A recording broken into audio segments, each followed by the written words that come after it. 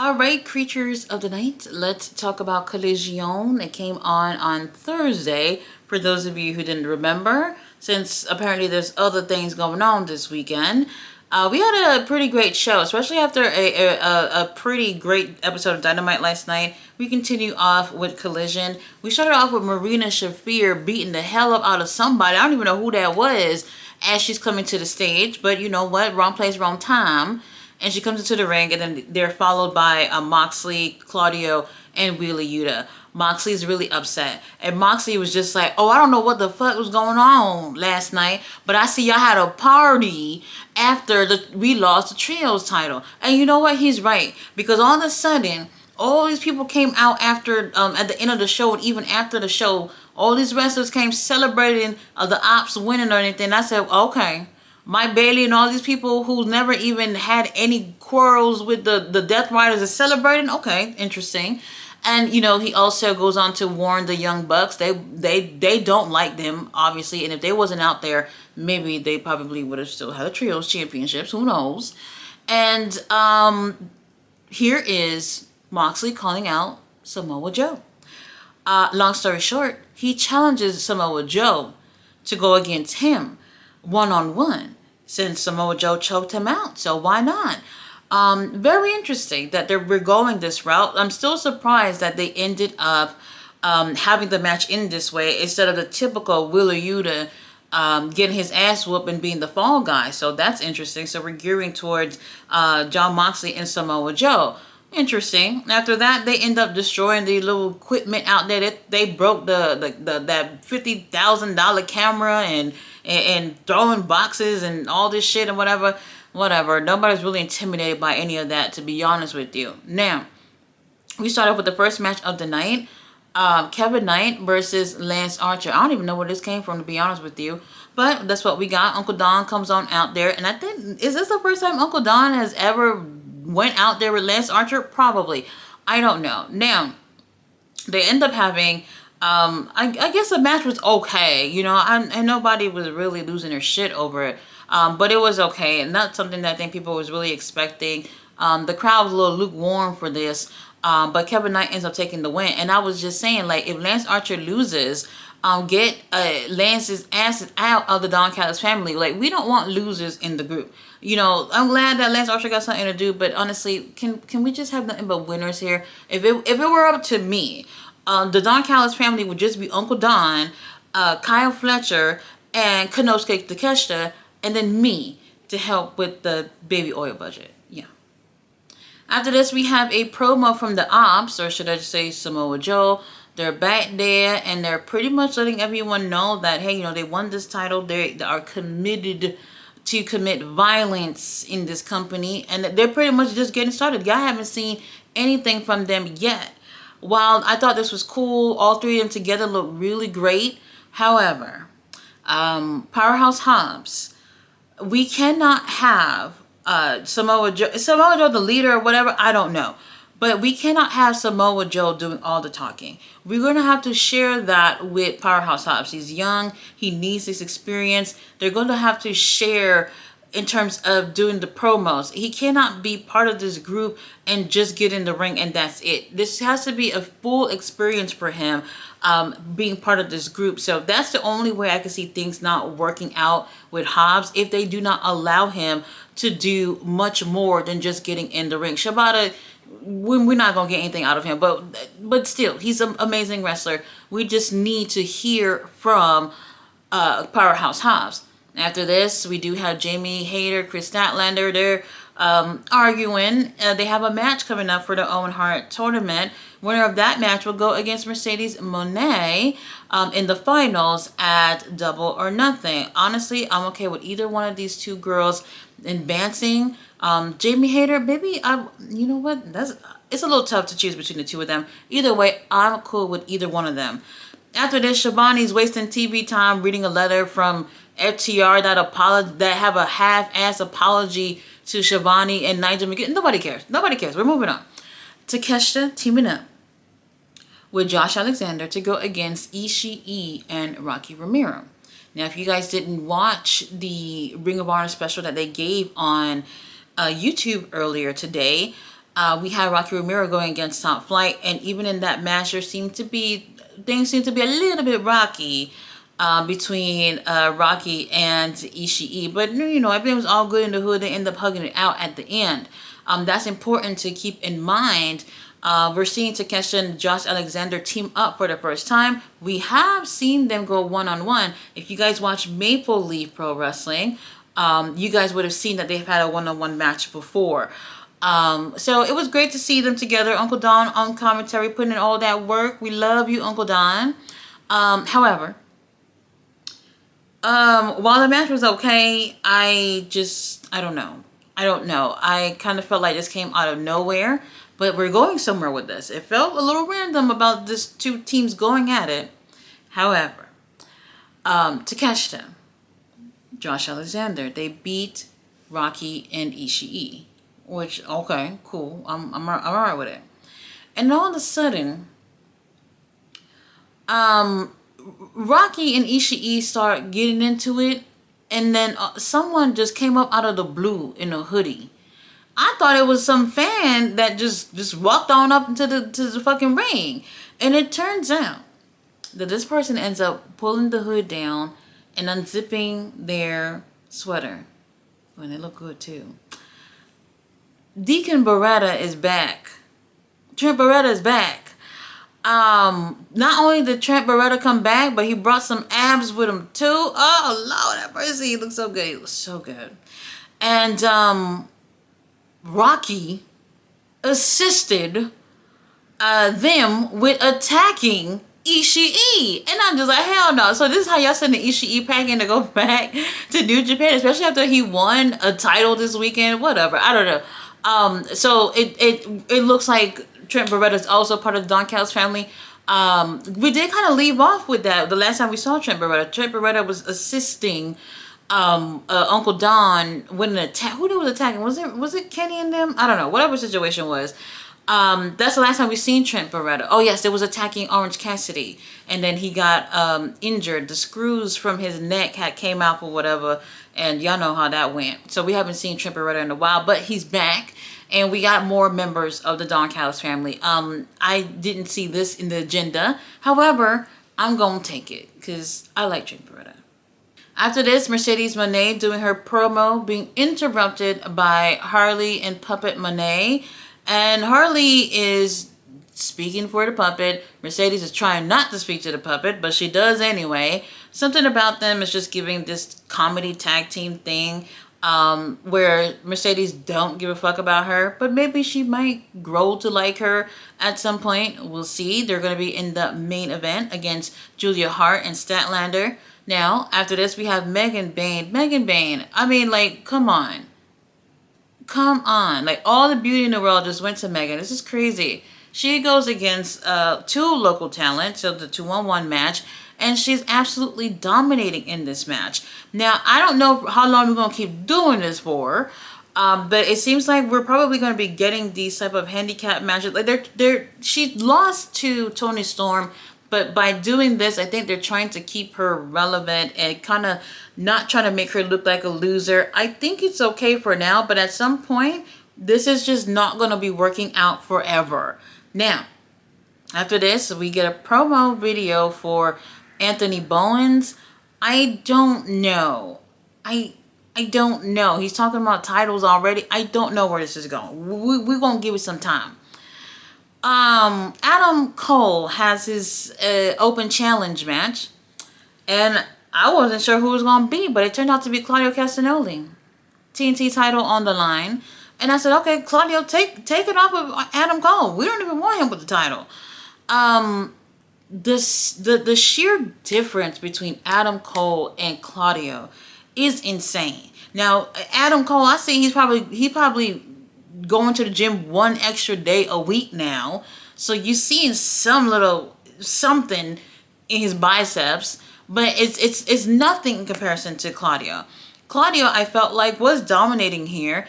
And at times, I try not to be biased here, but I felt more interested in seeing Claudio over Adam. Like, Adam just comes off so puny and almost helpless going in a match with Claudio.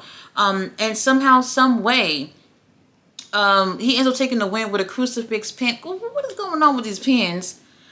He ends up taking the win, and Claudio's really upset. He ends up destroying the announce table and everything. Oh, I forgot, when Claudio came in, when he came through the crowd and he was going out there, he picked up a chair and threw it and almost decapitated Nigel McGuinness. And I'm just, can we just be careful with Nigel McGuinness? I have my fantasy of Nigel versus Zack Sabre Jr. at Forbidden Door. If anything happened until then, like, what are we going to do if that match don't happen? Now, Claudio is upset and he's tearing up the place after the match.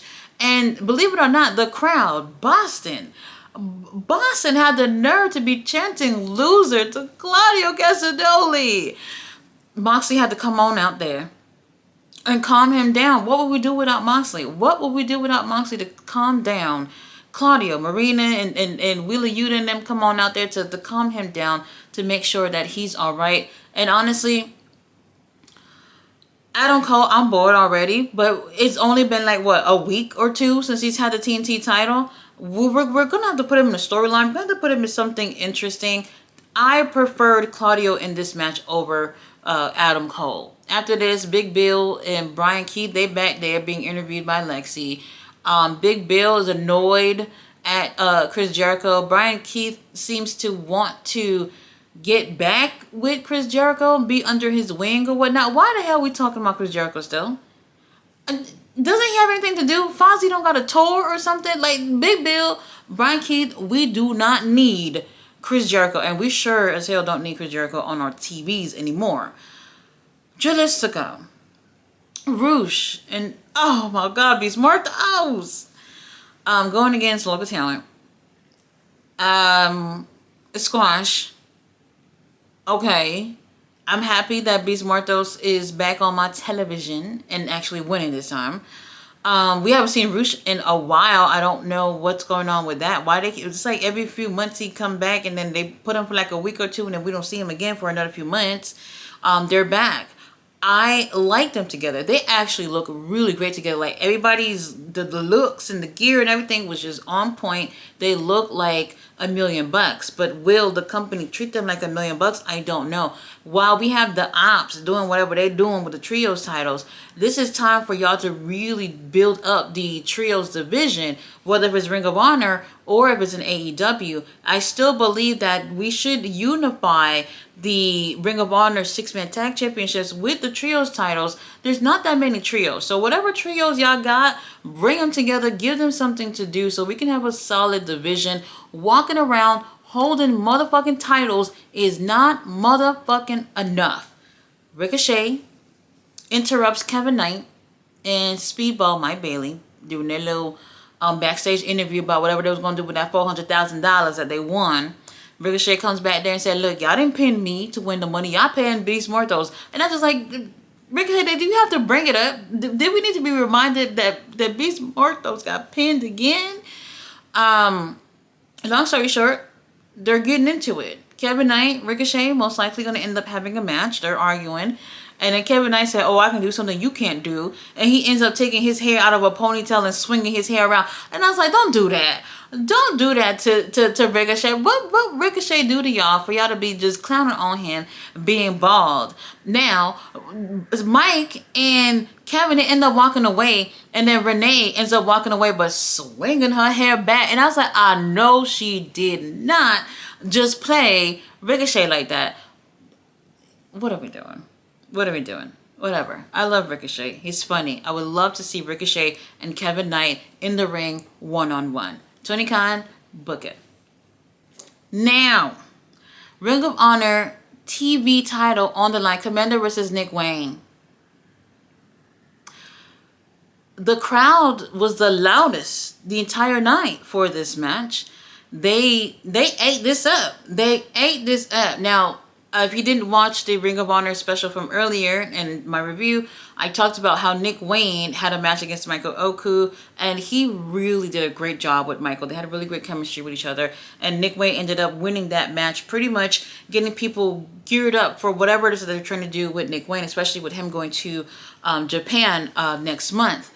Now, as awesome as this was, Our stepdaddy watching back there, Mama Wayne, Kip Sabian, I guess he's a cousin, probably not a brother. They're watching backstage, and I'm just like, okay, well, at least they're not getting involved. Let's see where this actually goes. I'm shocked that they actually gave us something different by having Nick Wayne win and beat Commander for the TV title. While I'm not mad about Nick Wayne winning, I mean, like, Ring of Honor, like, what the fuck we paying for? Ring of Honor has a pay-per-view in literally 2 weeks. May 2nd. We don't have a motherfucking match on that card. And we just changing titles on Collision. I personally, I don't mind when they do things like this if it's to help promote Ring of Honor, but it doesn't really promote anything. And then Nick Wayne in a couple of weeks will be leaving to go to New Japan, so that's another title that's going to be off of the show. Another title that's going to be off of the show. So long term, while I'm happy for Nick Wayne, I'm totally in for Nick Wayne holding this title. I wish that we would be able to see more of him with this title. And I honestly wish we would have gotten a chance to see a lot more out of Commander while he was a champion. And not to get too much into going into a rant here. AEW, I love y'all, but titles are just not these things that you just get. Like, it's supposed to mean something. It's supposed to feel like something. And a lot of people just win titles and it doesn't feel like anything with them with these titles. And this is what I'm saying. Like, we could have gotten so much more out of Commander. Before Commander was Brian Cage, we barely got a damn thing. Maybe 2 matches out of Brian Cage before that. Before that, we had Atlantis Jr. For what reason? Holding the TV title. For what reason? No clue. The last time it really felt like something was when Kyle Fletcher had the TV title. And this is at that point was when AEW was like, hold on. Kyle Fletcher, we need to take that title off of him and put him on the main roster. And then from there, things have gone downhill with the TV title. I just wish that we could do so much more when it comes to what it means and feel to be a champion and not just going around holding belts. Not motherfucking enough. We teased a little return of Hologram coming next week, I guess, whatever. They didn't even realize he was gone. Top Flight said they wanted to have a tornado tag match against Crew next week. Crew pulled up on them backstage and said, bitch, next week we can do this right now. So use the security guard, come out there and actually be useful and keep these guys away from each other. After this, Timeless Toni Storm, she comes out to watch the women's tag match. Mercedes Moné teaming up with Harley to go against Chris Statlander and Julia Hart. Really great matchup. Another women's main event. We appreciated Tony Khan. And they looked absolutely great. There was like less than 10 minutes left of the show. So one of those things again. But the main event still felt pretty good. Toni Storm is freaking hilarious on commentary, commenting about where the hell is the announce table at, what the hell happened. And it was a great vibe with having someone funny and witty on commentary. So I really do enjoy Toni Storm, despite her not actually having to be in matches. She's funny, she's useful, and still providing entertainment. However, it's not looking good for our girls. And for the win, we have Statlander pinning Harley Cameron with a hater raise. So that was a message for Jamie Hayter right there. So this is the second time that Mercedes has lost, but not in a one-on-one match. It was a tag team match. So do we really count that? I don't know. Very interesting. However, she's still going to advance to Double or Nothing to go for the finals for the Owen Hart Cup, and maybe even winning that against either Statlander or Jamie Hayter. Really great episode of Collision. Not bad. I'm looking forward to see where things go. We still have over a month before Double or Nothing.